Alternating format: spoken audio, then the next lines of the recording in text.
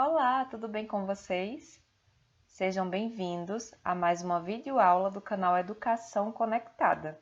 Sou a professora Thaís e a nossa aula hoje é da disciplina de Língua Portuguesa e iremos estudar sobre o gênero textual Conto de Fadas. E vamos começar a nossa aula com um momento de leitura de leite.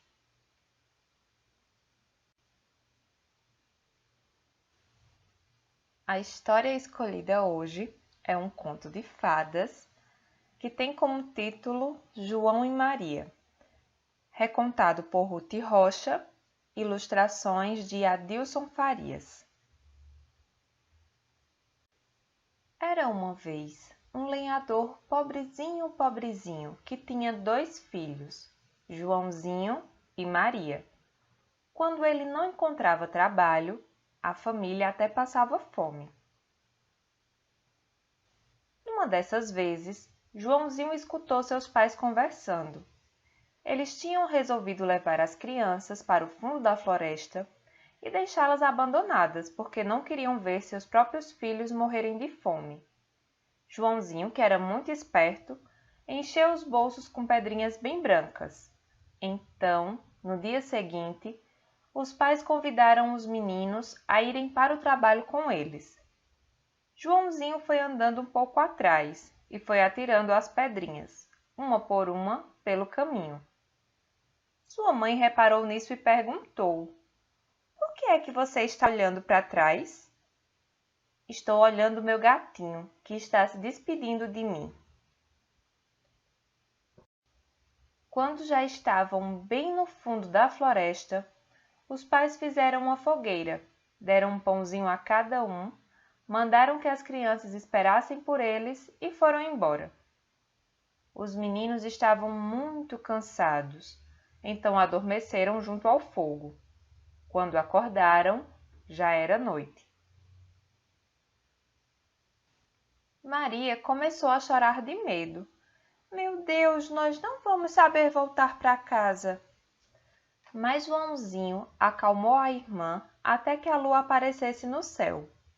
Então as pedrinhas brancas que ele tinha jogado no caminho começaram a brilhar e eles puderam calmamente chegar em casa.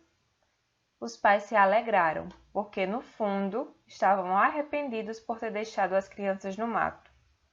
Passou-se algum tempo e a situação ficou ainda pior. Já não tinham nada para comer e o inverno vinha chegando. Mais uma vez, os pais combinaram de deixar as crianças na floresta.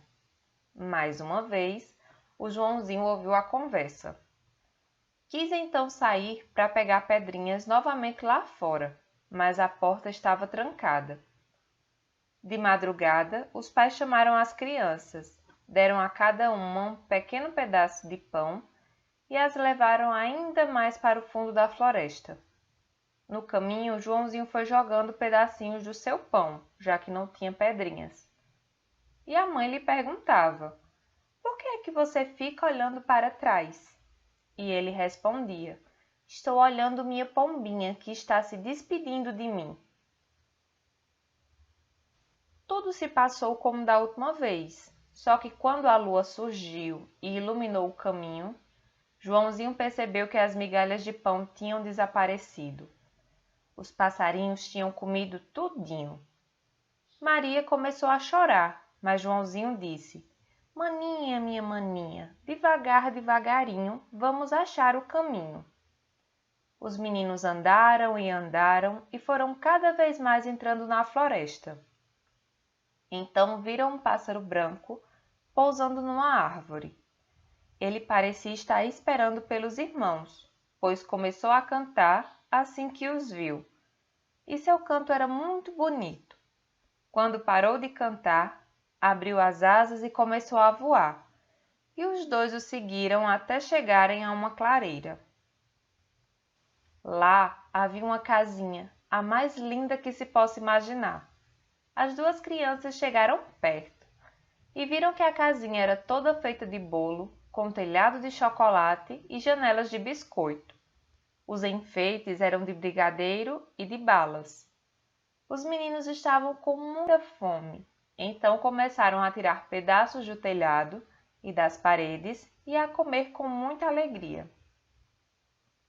Nisso, eles ouviram uma voz que vinha de dentro da casa. Brigadeiro, bolo, biscoito e balinha, quem é que está comendo a minha casinha? As crianças ficaram um pouco espantadas, mas responderam: Ninguém está comendo, é o vento que está batendo. E continuaram a comer. Mas a dona da casa, que era uma bruxa muito malvada, estava vendo os dois muito bem. Na verdade, ela tinha construído aquela casinha de doces para atrair crianças que passassem por perto. E o que ela queria mesmo era comer as crianças. Então ela apareceu e, antes que os meninos se assustassem, disse numa vozinha macia e muito falsa: Minhas queridas crianças, estão perdidas talvez? Mas não tenham nenhum medo, que eu vou cuidar de vocês. E fez os dois entrarem, deu a eles bastante comida e muitos doces, e preparou 2 caminhas para eles dormirem. Mas de manhã, a velha tirou Joãozinho da cama e, sem nenhuma pena, trancou o menino numa espécie de gaiola. Então acordou Maria, mandou que ela buscasse água e cozinhasse para o irmão. Quero que ele coma tudo, frango, gemada, polenta. Quando ficar barrigudo, vou comê-lo com pimenta. Todos os dias Maria tinha que cozinhar para Joãozinho uma porção de comidas que a velha queria que ele engordasse e ficasse que nem um leitãozinho. E ela mesma, coitadinha, passava fome que a bruxa não estava nem se incomodando. Todos os dias, a velha chegava perto da gaiola e pedia para Joãozinho mostrar o seu dedinho. Ela não enxergava direito e então queria pegar o dedo do menino para ver se ele tinha engordado bastante. Mas Joãozinho não lhe mostrava o dedinho. Ele tinha encontrado um ossinho na gaiola e dava o ossinho para a velha apalpar. Ela ficava admirada de ver que o menino não engordava nada. Então, um dia, resolveu que ia comer Joãozinho, gordo ou magrinho. Mandou Maria buscar bastante água para encher o caldeirão. Acendeu um fogo bem forte e ordenou que Maria entrasse no forno para ver se estava bem quente. A menina viu logo que, se entrasse, a velha ia prendê-la também. Então ela se fez de boba e disse que não sabia como é que se entrava no forno e que a bruxa mostrasse a ela. E quando a velha botou o meio corpo dentro do forno, Maria não perdeu tempo. Empurrou a bruxa com toda a força e, quando ela caiu lá dentro, fechou a porta bem depressa e trancou. Correu para soltar Joãozinho. Os dois se abraçaram, pularam e dançaram. Mexeram em tudo na casa da bruxa e acabaram encontrando caixas e caixas com moedas de ouro, pedras preciosas, pérolas e outras joias. Encheram os bolsos e mais uma sacola com aquelas riquezas e resolveram ir embora e ver se encontravam o caminho de volta.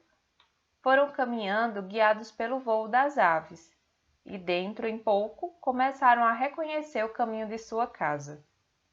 Quando chegaram, foram muito bem recebidos pelos pais, que estavam tristes e arrependidos do que tinham feito. Com as riquezas que Joãozinho e Maria trouxeram, a família nunca mais teve dificuldades e foram todos felizes para sempre.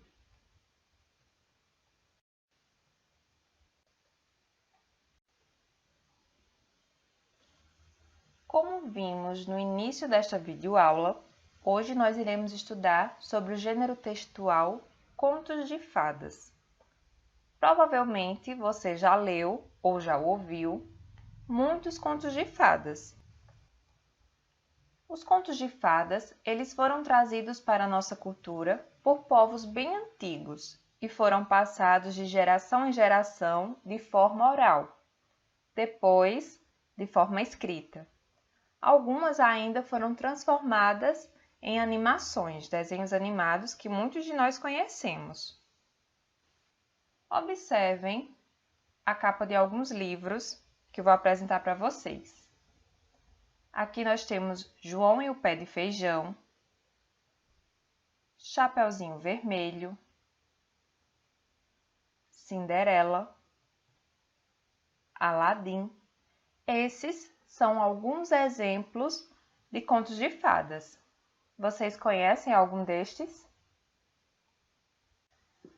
E como nós já vimos em outras aulas sobre o gênero textual, a gente viu que cada texto ele tem uma função, ele tem um objetivo.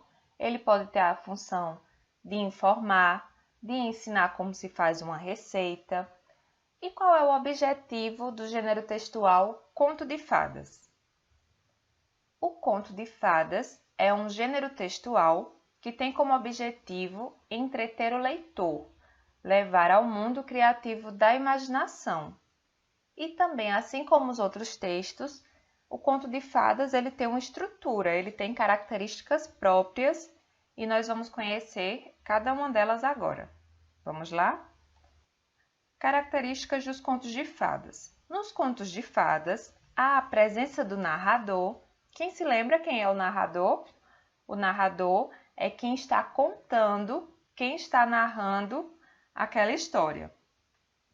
Há também a presença de personagens, que são reis, rainhas, príncipes, princesas, humanos como nós, mas também há seres fantasiosos, seres imaginários.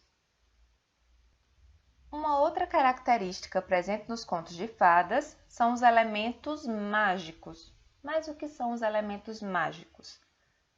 Vamos ver alguns exemplos. Nós temos as sementes de feijão, que aparecem na história de João e o Pé de Feijão. Os objetos animados que tem na casa da fera, na história A Bela e a Fera. Um outro exemplo é a abóbora, que foi transformada em carruagem pela fada madrinha, na história da Cinderela. Então, todos esses são elementos mágicos que estão presentes nos contos de fadas. Temos também o tempo. Sempre as histórias dos contos de fadas vão começar com era uma vez, em um reino muito distante, e isso vai remeter ao tempo passado.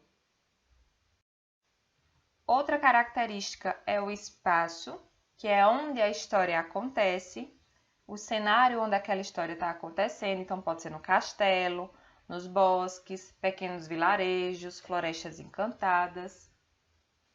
Há também o enredo. A gente viu, quando a gente estudou o gênero textual contos, que a história ela tem início, meio e fim. E os contos de fadas também têm essa estrutura. Então, nós temos o início, onde são apresentados os personagens principais daquela história, é a introdução da história. O meio é uma trajetória de acontecimentos, onde acontecem coisas inesperadas e o universo mágico é revelado, como, por exemplo, na história da Cinderela, quando a fada madrinha ajuda Cinderela a ir ao baile. E o fim. No fim, são apresentados valores como coragem, honestidade, a persistência. E o final dos contos de fadas sempre termina de forma feliz. E viveram felizes para sempre. E assim vamos chegando ao final de mais uma aula. Agora a hora da atividade. Fiquem atentos às explicações do seu professor ou da sua professora lá no grupo da turma. Uma boa atividade e até a próxima aula.